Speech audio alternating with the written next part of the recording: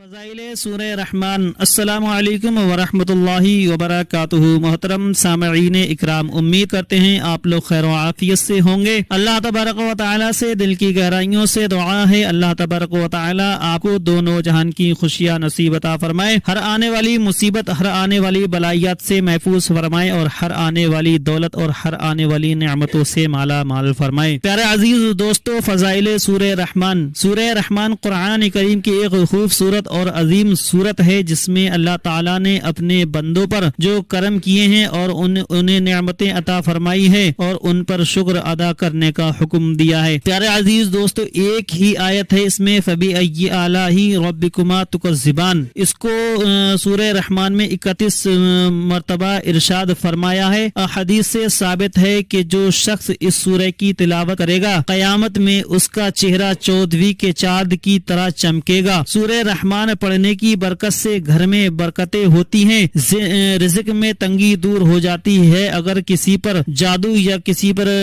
کالا جادو وغیرہ افراد کرا دیے ہیں تو اللہ کے فضل و کرم سے اس سورہ کی برکت سے آپ کے اوپر کسی نے بھی جادو ٹونا بندش جناتی اثر کوئی بھی ہوگا تو اللہ کے فضل و کرم سے اس سورہ کی برکت سے سب ختم ہو جائے گا۔ پیارے عزیز دوستو، اگر کسی بچے کو چیچک ہو گئی ہے اور اس کے اوپر اس سورہ کو پڑھ کر دم کر دیں، انشاءاللہ تبارک و تعالی اس کو فائدہ حاصل ہوگا۔ محترم سامعین اکرام، اگر آپ کی کوئی شدید حاجت جس سے آپ بہت زیادہ پریشان ہیں اور کاروبار کو لے کر گھر والوں کو لے کر بہت ہی زیادہ شدید آپ کو بے چینی ہوتی ہے کہ ہم کیا کریں، گھر میں برکت نہیں ہوتی، کاروبار میں برکت نہیں ہوتی ہے، بہت ہی زیادہ ٹینشنوں میں دن گزر رہے ہیں، تو پیارے عزیز دوستو، آپ کی جائز حاجت بھی پوری ہو جائے گی، آپ کا کاروبار بھی صحیح چلے گا، گھر میں کوئی بھی دقت وغیرہ پریشانی ہے تو اللہ کے فضل و کرم سے آپ لوگ سورہ رحمان ایک مرتبہ صبح ڈیلی اپنے گھر میں صبح یا کاروبار میں صبح سن لیا کریں۔ اللہ تبارک و تعالی آپ کی ہر تمنا، ہر دلی جائز تمنا پوری عطا فرما دے گا۔ پیارے عزیز دوستو، اگر قرض سے پریشان ہو، دکھ تکلیفیں ختم نہیں ہو رہی ہیں تو پیارے عزیز دوستو، سورہ رحمان کو دل سے لگائیے اور اس سورہ کو سنتے رہیے۔ اللہ کے فضل و کرم سے آپ کے اوپر قرضہ بھی ہوگا، کتنا بھی قرضہ ہوگا، اللہ کے فضل و کرم سے آپ کے اوپر سے قرضہ ختم ہو جائے گا اور آپ کی کوئی بھی حاجت ہوگی تو وہ بھی پوری ہو جائے گی۔ پیارے عزیز دوستو، کسی بھی طرح کا غم یا مصیبتیں آپ کے اوپر ہیں تو پیارے عزیز دوستو، اس سورہ کو صبح سن لیا کریں۔ کسی بھی طرح کا آپ کے اوپر کوئی بھی بوجھ ہوگا، اللہ کے فضل و کرم سے آپ کا ذہن و دماغ ہلکا ہو جائے گا۔ اور پیارے عزیز دوستو، اس سورہ کو کاروبار کے لیے بہت ہی زیادہ بابرکت مانا جاتا ہے۔ اپنے کاروبار میں اس سورہ کو بجائیں اور اپنے کاروبار کو بڑھائیں۔ اللہ کے فضل و کرم سے اس کی اتنی برکتیں، اتنی فضیلتیں ہیں، آپ لوگ اگر اس کو سنتے رہیں تو اللہ کے فضل و کرم سے آپ کسی کے بھی محتاج نہیں رہیں گے۔ آپ کے گھر میں اتنی بے پناہ برکت ہوگی، اتنا اضافہ ہوگا کہ آپ خود بخود اس سورہ کو سننے لگیں گے۔ پیارے عزیز دوستو، اگر آپ پڑھنا جانتے ہیں تو پڑھ بھی سکتے ہیں، اس سے بہتر اور کیا چیز ہو سکتی ہے۔ اگر آپ پڑھنا نہیں جانتے ہیں تو اس سورہ کو صرف سن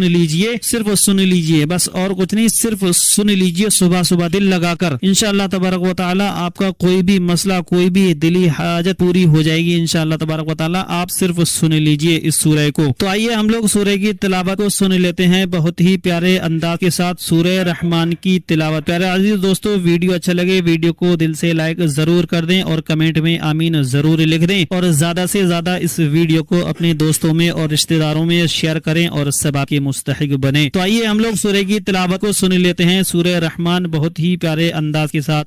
اعوذ باللہ من الشیطان الرجیم، بسم اللہ الرحمن الرحیم۔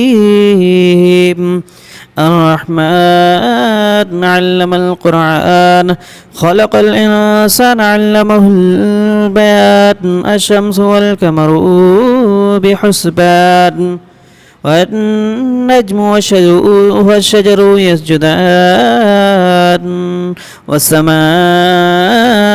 رفعها ووضع الميزان ألا تطغوا في الميزان وأقيموا الوزن بالقسط ولا تخسروا الميزان والأرض وضعها للأنام فيها فاقحة والنخل ذات الأكمام والحب ذو العصف والريحان فبأي آلاء ربكما تكذبان خلق الإنسان من صلصال كالفخار وخلق الجان بمارج من نار فبأي آلاء ربكما تكذبان رب المشرقين ورب المغربين فبأي آلاء ربكما تكذبان مرج البحرين يلتقيان بينهما برزخ لا يبغيان فبأي آلاء ربكما تكذبان يخرج منهما اللؤلؤ والمرجان فبأي آلاء ربكما تكذبان وله الجبار المنشآت في البحر كالأعلام فبأي آلاء ربكما تكذبان كل من عليها فان ويبقى وجه ربك ذو الجلال والإكرام فبأي آلاء ربكما تكذبان يسألوه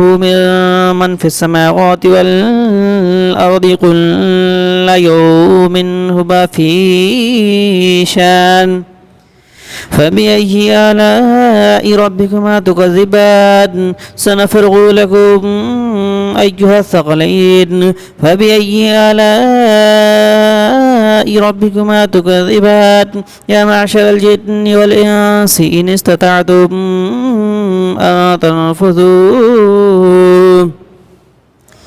إن استطعتم أن تنفذوا من أقطار السماوات والأرض فانفذوا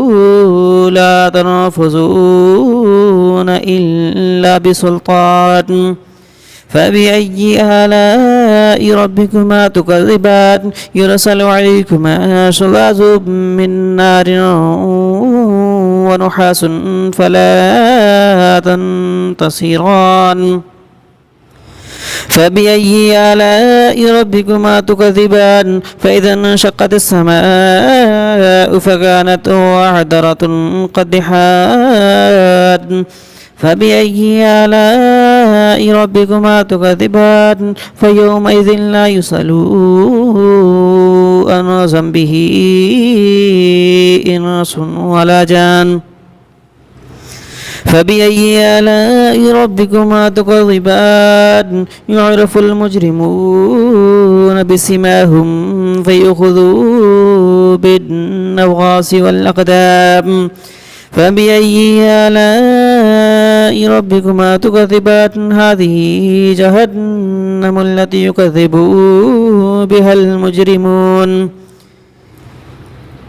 بها المجرمون يطوفون بينها وبين حامد آن فبأي آلاء ربكما تكذبان ولمن خاف مقام ربه جنتان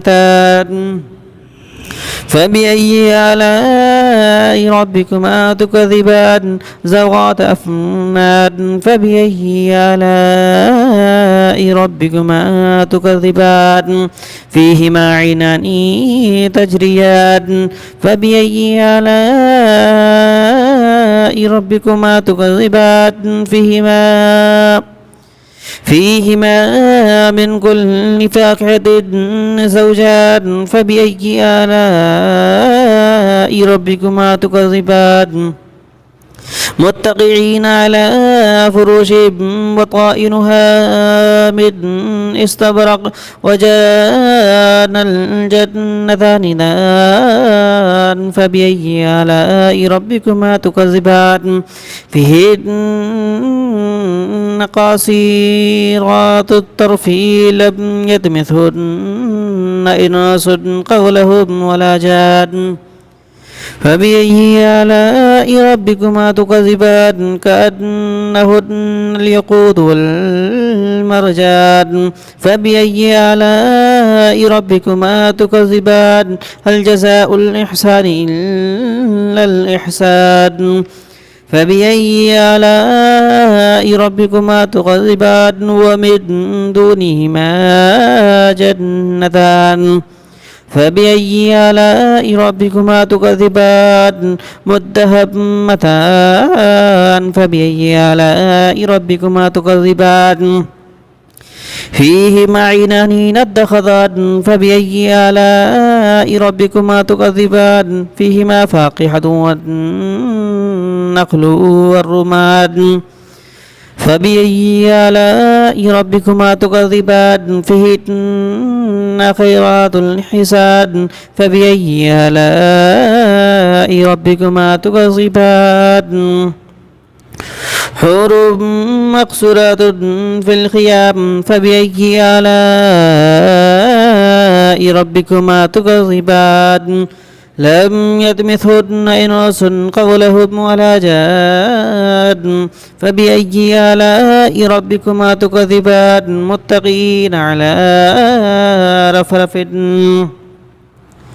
متقين على رفرف خضر وأبقاري